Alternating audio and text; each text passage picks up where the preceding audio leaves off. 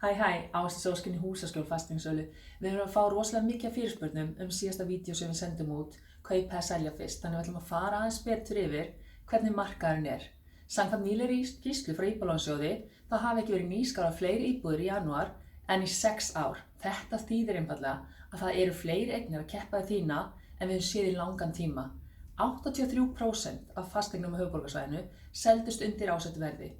Það þýðir líka að það er orðið pínu erfiðara að segja til hvert endalega söluverð verður fyrir en við fáum tilboð. Og að lokum það er ekki nema 11% af seldum eignum á höfuðborgarsvæðinu sem seljast innan 30 daga og 40% er að seljast á meira en 3 mánuðum.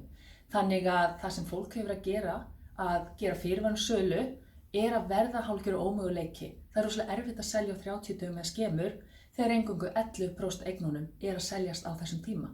Við hins vegar erum pínu stolt af okkur hérna hjá Húsaskjóli. Við tókum saman tölurnar okkar og 87,5% af eignunum sem við seldum í mars, eða höfum selt í mars, þær fóru á innan við 30 dögum.